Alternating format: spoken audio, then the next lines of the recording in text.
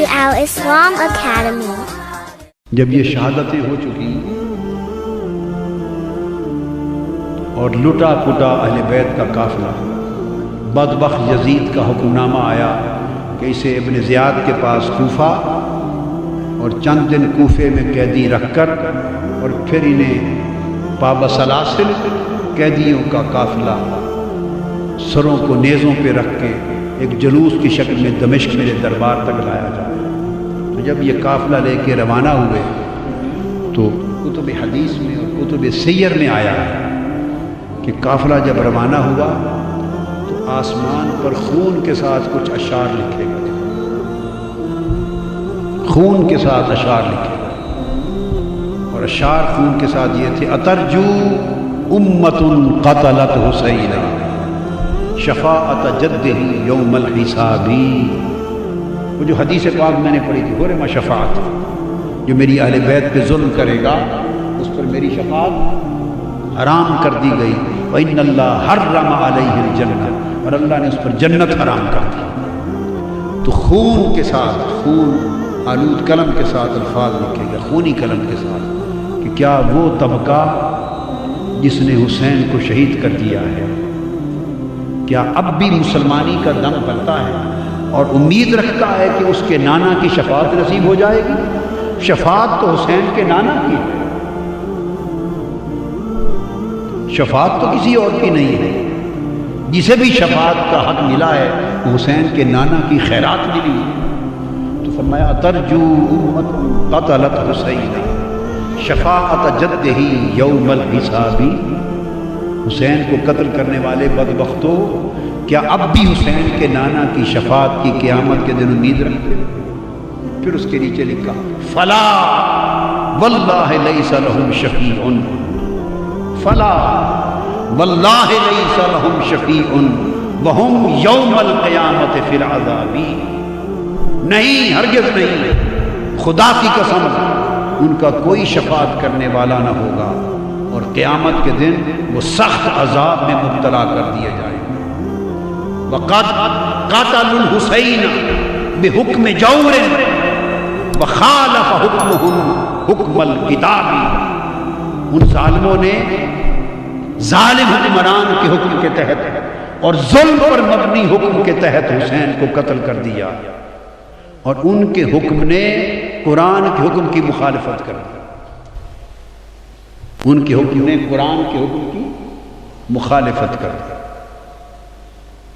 یہ آسمان پر خون کے ساتھ شعر رقم تھا۔ قافلہ روانہ ہوا، ابن زیاد نے کئی دن اسیران کربلا آقا علیہ السلام کے گلشن رسالت کے ان پھولوں کو قیدی رکھا، اور پھر سوئے دمشق اس قافلے کو روانہ کیا۔ اس پورے قافلے میں صرف ایک مرد بچ گئے تھے، امام زین العابدین، ایک ہی، اور وہ بیمار تھے۔ باقی شہزادیاں تھیں، سیدہ کائنات کی صاحبزادیاں تھیں، ان کی پوتیاں تھیں، آقا کے گلشن کی کلیاں تھیں۔ چلتے چلتے راستے میں ایک مقام پر یزیدی لشکر کے پاس پانی ختم ہوا، ان کے پاس پانی ختم ہوا۔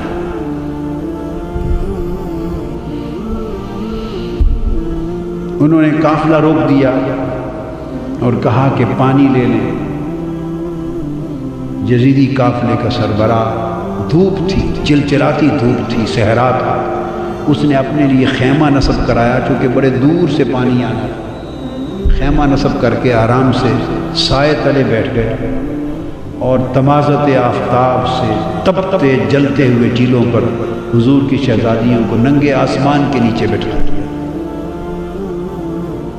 پورا قافلہ اسی حال میں، ان کے پانی کے انتظار میں یہ چلچلاتی دھوپ میں تپتا رہا۔ امام علی مقام سیدنا امام حسین کی پیاری لخت جگر شہزادی سیدہ سکینہ، اصل نام ان کا عربی وزن میں سکینہ ہے، عرف عام میں سکینہ چلتا ہے۔ اصل لفظ سکینہ. سیدہ میں عرف عام کا لفظ استعمال کروں گا، تلفظ بتا دوں. سکینہ، سیدہ سکینہ، سیدہ سکینہ. دھوپ میں چھوٹی معصوم شہزادی دیکھا کہ صحرا میں چھوٹا سا ایک درخت ہے، ٹیلا ہے، چھوٹا سا ٹیلے کے ساتھ جھاڑی ہے، اس کا تھوڑا سا سایہ ہے، چلچلاتی دھوپ ہے. سیدہ سکینہ اس دھوپ کے اندر اس سائے دار چھوٹی سی جھاڑی میں جا کے مٹی کا سرہانہ بنا کے لیٹ گئی، ریت لے سرہانے پہ لیٹ گئی. سیدہ سکینہ کی آنکھ لگ گئی. آڑ تھی اس درخت کی جھاڑی کی. پانی آیا، یزیدیوں نے آواز دے دی، قافلہ چل پڑا. اور کجاوے میں تھی چونکہ سیدہ سکینہ، اونٹ بیٹھ گئے تھے، کسی کو خبر نہ تھی، تو سیدہ سکینہ کو وہیں سویا ہوا چھوڑ کے قافلہ چلا. قافلہ تھوڑی دیر آگے گیا تو آگے جس شخص کے ہاتھ میں نیزہ تھا، امام عالی مقام کا سر انور جس پر تھا، وہ اس کے ہاتھ سے چھوٹ کر زمین میں گڑ گیا. انہوں نے کوشش کی کہ اس نیزے کو اکھاڑ کے آگے چلے، پر نیزہ ایسا جمع کہ اس کی پوری طاقت کے باوجود امام حسین کے سر انور آگے نہیں چلا. اس نے اور لوگوں کو بلایا، اوروں کو بلایا، بڑی کوشش کی، مگر امام حسین کے سر انور جس نیزے پر تھا وہ نیزہ آگے نہیں چلا. گڑا ہوا نیزہ ہلا نہیں. وہ پریشان ہو گئے. وہ سیدنا امام زین العابدین کے پاس گئے. یہ تو انہیں معلوم تھا کہ کیا ماجرا ہے، آپ کے بابا آگے نہیں چل رہے، ان کا سر انور آگے نہیں چلتا. ان کی آنکھیں آپ دیدہ ہو گئیں. وہ اپنی ہمشیرہ، اپنی پھوپھی سیدہ زینب کے پاس آئے. عرض کیا، پھوپھی جان، آپ ذرا اونٹوں کے کجاووں میں شہزادوں اور شہزادیوں کو گن لیں. لگتا ہے بابا جان کا کوئی شہزادہ یا شہزادی رہ گئی ہے، سر انور آگے نہیں چلتا، نیزہ گڑ گیا ہے. سیدہ زینب نے ایک ایک کا نام لے کر پوچھا، تسلی کی کہ سارے شہزادے شہزادیاں کجاووں میں تو ہیں. جب سیدہ سکینہ کا نام لیا تو جواب نہیں آیا. بار بار سکینہ سکینہ سکینہ کہا تو جواب نہیں آیا. جب جواب نہیں آیا تو وہ تڑپ اٹھی، اپنے کجاوے سے نیچے آ گئی اور کہنے لگی کہ حسین کی سکینہ رہ گئی ہے کہیں. شاید جہاں کجاوے قافلہ رکا تھا اب رات کا وقت ہو گیا تھا. رات کے اندھیرے میں دوڑتی دوڑتی، شام کا وقت تھا، اندھیرا تھا، سایہ تھا، دوڑتی پیچھے پہنچی.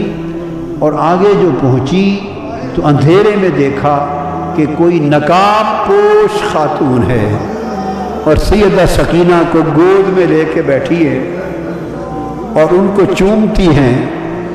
اور سیدہ سکینہ اس نقاب پوش عورت کی گود میں میٹھی میٹھی زبان میں کربلا کی کہانی سنا رہی ہے. جیسے بچے کہانی سنتے ہیں اور سناتے ہیں، وہ واقعات سنا رہی ہیں کہ ہمارے ساتھ ایسا ہوا، پھر یہ ہوا، پھر بابا کے ساتھ یہ ہوا، پھر بھائی کے ساتھ یہ ہوا. وہ کربلا کی کہانی سنا رہی ہیں اور وہ نقاب پوش خاتون سنتی بھی ہیں، چومتی بھی ہیں، روتی بھی ہیں. اتنے میں سیدہ زینب قریب پہنچی اور کھڑے ہو کے آواز دیتی ہیں کہ نقاب پوش خاتون، اللہ آپ کا بھلا کرے، آپ نے ہماری بیٹی کو سنبھال لیا، ہم پہ بڑا احسان کیا ہے، اس بیٹی کو گود میں لے کر اللہ آپ کو اجر دے. بتائیں تو صحیح کہ آپ ہیں کون احسان کرنے والی. انہوں نے چہرہ انور سے نقاب پلٹا، فرمایا زینب بھول گئی ہو تمہاری ماں فاطمہ ہے.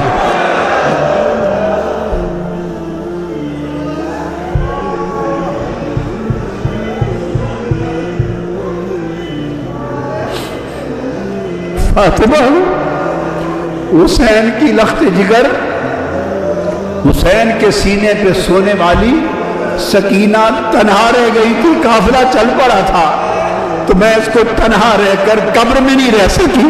میں نے چاہا کہ میں جا کے سکینہ کو سنبھال لوں. یہ روح تھی، مجسم تھی. کیا تھی؟ سیدہ کائنات کی روح اقدس مجسم تھی، متمثل تھی روح اقدس. تنہائی میں سکینہ کو سنبھالا دیا. ان کو ساتھ لیا. وہ تو چونکہ روحانی طور پہ ایک آمد تھی، رخصت ہو گئیں، نگاہ سے اوجھل ہو گئیں. سیدہ سکینہ کو لے کے، سیدہ سکینہ کو لے کے کجاوے میں رکھا، چل پڑی. اور اس طرح وہ حلب کے راستے سے ہوتے ہوئے، پھر حمص سے اور حما کے راستے سے ہوتے ہوئے جس شہر سے گزرتے تھے، بدبختوں نے وہاں استقبال کی تیاریاں کر رکھی تھی. شادیانے بجتے تھے، وہاں باجے بجتے تھے، شہر سجائے گئے تھے، اور یزید کی فتح کے جشن منائے جا رہے تھے. اور فتح یزید کی جشن کے سما میں حضور کی شہزادیوں کو قیدی بنا کر قافلہ گزرتا تھا. ان کے سر انور نیچے تھے، سر قافلوں پر تھے، نیزوں پر، اور اس طرح ایسے ماحول سے گزرتے دمشق میں آ پہنچے. دمشق میں پہنچے تو پورا سارا شہر دمشق یزید کی فتح کا حکم تھا تو جشن میں مصروف تھا. اور بہت سو کو یہ پتہ نہیں تھا کہ یہ جو قیدی بن کے آئے ہیں یہ ہیں کون. جو سر نیزوں پر سوار ہیں عوام کو نہیں پتہ تھا. ان کو یہ بتایا گیا تھا کہ یزید کی حکومت کے خلاف کچھ باغی تھے، انہوں نے بغاوت کر دی تھی، تو باغیوں کو کچل دیا گیا ہے، بغاوت ختم کر دی گئی ہے. تو باغیوں کے سر ہیں اور ان کے خاندان وہ لونڈیاں کنیزیں بنا کے لائی جا رہی ہیں. لوگوں کا خیال تھا کہ باغی ہے جو مارے گئے. کسی کو خبر نہ تھی کہ باغی نہیں، ساری کائنات کے مالک ہیں. اس امت کو دین اور ایمان عطا کرنے والے اور قیامت کے دن گنہگاروں کی شفاعت کرنے والے مالک ہیں دنیا اور عقبا کے. عوام کو خبر نہ تھی. بھیڑ تھی ایک بازار میں، بھیڑ تھی. قافلہ آ کے ایک بازار کے چوک میں رک گیا. پریشان حال تھی. چھتوں پر خواتین دمشق کی چھتوں پر بیٹھی تھی، دیکھتی تھی، تکتی تھی. ایک خاتون کے گھر کے قریب جب چوک میں قافلہ رکا، ساری خواتین چھتوں پر تک رہی تھی منظر. کسی کو خبر نہ تھی کہ کون. ایک خاتون چھت پر سے آواز دیتی ہے کہ قیدی آئی ہیں، قیدی ہیں. انہوں نے اپنے خادموں کو، نوکروں کو بھیجا کہ جا کے پوچھو ان قیدیوں سے کہ کسی چیز کی ضرورت ہے. انہوں نے آ کے پوچھا ارد گرد سے، کسی نے کہا پانی پلا دیں. تو اس نے پانی بھیجا، پھر پانی کے ساتھ کھجوریں بھیجی. جو کچھ گھر میں میسر تھا خدمت تواضع کرتی گئی. چادریں بھیج دی، کپڑے صاحبان کے کام میں، چادریں بھیج دی، پانی بھیج دیا. جس اس کے گھر میں جو کچھ میسر تھا بھیجتی گئی، دیکھتی گئی. سیدہ زینب رضی اللہ تعالی عنہ شہزادیوں کو، شہزادوں کو جس کی ضرورت تھی وہ ان کو کھلاتی دیتی گئیں. قافلہ رکا رہا. جب ہو چکا تو انہوں نے پیغام دے کے پوچھا اس خاتون سے. اتنے میں خاتون آ گئی کہ آ جا خاتون، جس نے اتنا احسان کیا ہے اس پورے دمشق میں ہمارے سوائے تماشا دیکھنے کے اور تو کوئی واقف نہ تھا. یہ تم خاتون کون ہو؟ تم نے ہمارے ساتھ اتنی بھلائی اور احسان کیوں کیا ہے؟ اس نے کہا میں تو آپ کو نہیں جانتی کہ آپ کون ہیں. میں نے ایک زمانہ مدینہ طیبہ میں حضرت سیدہ فاطمہ الزہرا کی نوکری میں گزارا. میری نوجوانی تھی، میں سیدہ فاطمہ الزہرا بنت مصطفیٰ کی نوکرانی تھی. نوجوانی میں ان کی نوکرانی تھی. اور جب میں مدینہ سے رخصت ہونے لگی، پرانی بات ہے، اپنی کہانی سنا رہی ہے سیدہ زینب کو. جب میں رخصت ہونے لگی تو میں نے آپ سے دعائیں لی تھیں اور عرض کیا تھا سیدہ کائنات کی کوئی نصیحت کر دیں. تو مجھے سیدہ کائنات نے فرمایا تھا اچھا جا رہی ہو دمشق میں سلامت رہنا، ایک ہی نصیحت ہے، کبھی قیدی ملے تو ان سے بھلائی کر دینا.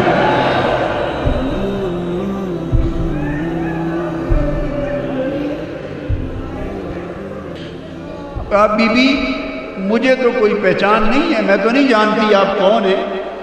اتنا ہی سنا ہے کہ کوئی باغی تھے وہ مار دیے گئے اور قیدی ہو کے آئے ہیں. میں نے تو بھلائی اس لیے کی ہے کہ مجھے میری سیدہ نے سیدہ کائنات فاطمہ الزہرا نے نصیحت کی تھی، ایک ہی نصیحت کی تھی. کہا تھا سلامت رہنا، زندگی میں کبھی کوئی قیدی مل جائے تو ان سے بھلائی کر دینا۔ میں تو آج سیدہ فاطمہ الزہرا کی اس وصیت پہ عمل کر رہی ہوں۔ میں نے دیکھا ہے قیدی ہیں تو میں نے تو قیدیوں سے نیکی کر دی ہے، بھلائی کر دی۔ سیدہ زینب کے آنسو نکل آئے، خاموش نہیں، خاموش نہیں۔ آپ نے جواب میں کہا اچھا بیوی تو نے قیدیوں سے بھلائی کی ہے، قیدیوں پر احسان کیا ہے، بتائیں ہم قیدی لوگ تیری بھلائی کا بدلہ کیا دے سکتے ہیں؟ میں کیا بدلہ دوں، کیا چاہتی ہوں؟ اس نے کہا بیوی ایک دعا کر دے، دعا کر دے۔ جب میں سیدہ فاطمہ الزہرا کی نوکرانی تھی تو ان کے چھوٹے چھوٹے دو بیٹے تھے، حسن اور حسین، اور ایک چھوٹی شہزادی تھی زینب۔ ان کو بچپن میں دیکھا تھا، تھوڑی عمر میں سیدہ کائنات تو وصال فرما گئی، اب مجھے نہیں معلوم وہ کس حال میں ہے، اور میں نے یہ بھی سنا تھا کہ حسن مجتبیٰ بھی وصال فرما گئے۔ اب میری یہ التجا ہے، دعا کر دے کہ کبھی زندگی میں سیدہ کائنات کے بیٹے حسین کو دیکھ لوں اور ان کی شہزادی سیدہ زینب کو دیکھ لوں، میری ان سے ملاقات ہو جائے، یہ دعا کر لے۔ تو سیدہ زینب فرماتی ہیں بیوی تیری دعا قبول ہو گئی، یہ نیزے پر حسین ہے اور یہ قیدی زینب ہے۔ اس حال میں دمشق میں داخل ہوئے اور حضور علیہ السلام کے ایک صحابی ہیں حضرت سہل بن سعد ساعدی، حضرت سہل بن سعد ساعدی رضی اللہ تعالیٰ عنہ، حضرت سہل وہ صحابی ہیں، بخاری اور مسلم میں بہت ساری احادیث ان سے مروی ہیں۔ حضرت سہل بن سعد روایت کرتے ہیں، بیان کرتے ہیں میں کسی کام سے بیت المقدس جا رہا تھا، بیت المقدس، تو میں دمشق پہنچا تو حضرت سہل بن سعد کہتے ہیں کہ جب دمشق آیا تو وہاں عید کا سما تھا، ہر طرف شامیانے تھے، شادیانے تھے، عید کی خوشیاں تھیں اور جلوس تھے، جھنڈیاں تھیں، عجیب سما تھا۔ میں نے لوگوں سے پوچھا کہ شام کے لوگوں لگتا ہے کہ تمہاری کوئی علاقائی عید ہے، آج علاقائی عید ہے، سارے شہر کو تم نے دلہن کی طرح سجا رکھا ہے، کیا کوئی لوکل عید ہے جو اپنی روایت میں ثقافت میں منا رہے ہو؟ انہوں نے کہا تم کون ہو؟ لگتا ہے کہ شام کے رہنے والے نہیں ہیں۔ انہوں نے کہا نہیں، میں تو مدینہ سے آیا ہوں۔ معمر تھے اس وقت، عمر رسیدہ تھے۔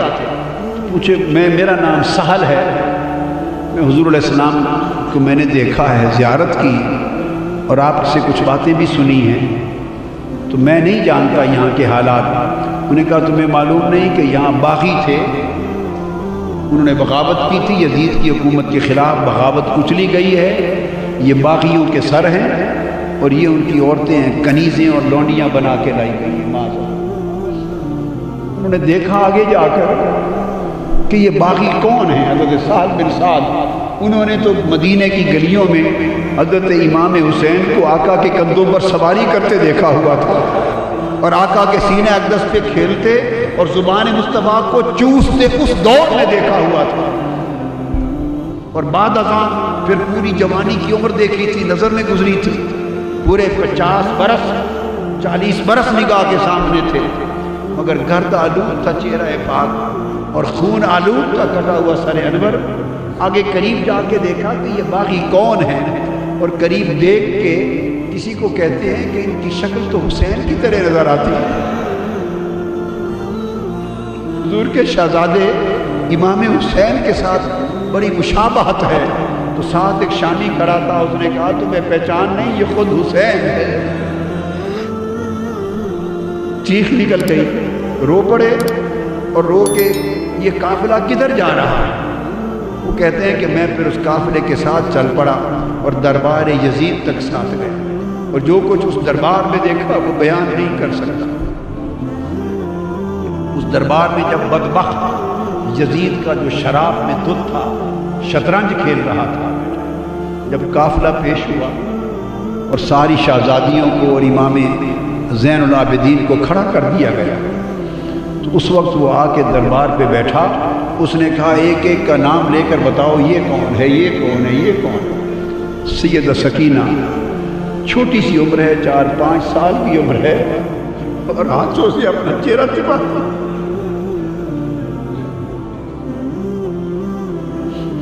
چہرہ چھپا دیا۔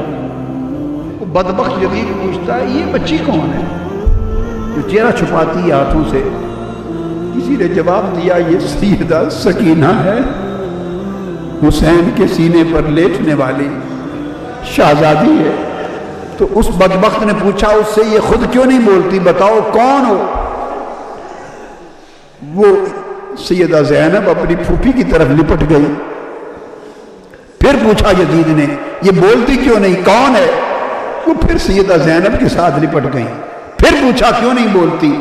سیدنا امام زین العابدین بولے بدبخت اس کے گلے کا رسہ، اس کا گھیرا بہت تنگ ہے، رسی کا گھیرا بہت تنگ ہے، اس سے بولا نہیں جا رہا، اس رسی کے گھیرے کو ذرا کوئی کھولے تو یہ بات کرے۔ اس نے کسی شخص کو بھیجا کہ اس کا گلے کا رسہ ذرا کھول کے کشادہ کر دو۔ آپ پھر دوڑ کر امام زین العابدین کی گود میں چلی گئی، فرمایا یہ مر جائے گی شہزادی، یہ بطول زہرا کی بیٹی ہے لاڈلی، کسی غیر مرد کا ہاتھ نہیں لگ سکتا۔ اس نے کہا پھر زین العابدین کو کہ علی خود ہی کھول دو۔ کھولا تو اس سے پوچھا تم کون ہو، چہرہ کیوں چھپاتی ہو؟ اس نے کہا تم جیسے بدبختوں سے چہرہ نہ چھپاؤں تو کیا کروں؟ اس نے کہا کہ سکینہ کیسا پایا ہمارا منظر؟ اس نے کہا یہ تو جو دیکھ لیا دیکھ لیا، قیامت کے دن جو ہمارا منظر ہونے والا ہے اس کی بھی تیاری کرو، جو قیامت کے دن ہماری باری آنے والی ہے اس کی بھی تیاری کرو۔ اہل بیت کے اس قافلے کو قیدی بنا دیا گیا، امام علی مقام کے سر انور کو الگ، امام زین العابدین کو الگ قید خانے میں رکھ دیا گیا، باقی خانوادہ اہل بیت کو ایک جگہ رکھ دیا، امام علی مقام کے سر انور اور شہداء کربلا معلیٰ کے سروں کو ایک طرف رکھ دیا گیا۔ اس طرح ایک وقت گزرنے کے بعد کچھ ایسے واقعات ہوئے کہ اس نے محسوس کیا کہ اہل بیت کے قافلے کو یہاں رکھنا مناسب نہیں، اس کی حکومت کے خلاف کوئی بڑی بغاوت کا پیش خیمہ ثابت ہو سکتا ہے ان کا قیام۔ اس نے فیصلہ کیا کہ ان کو واپس مدینہ بھیج دیا جائے۔ امام زین العابدین سے کہا سارے قافلے کو جمع کر لیں اور مدینہ ان کو لے چلیں۔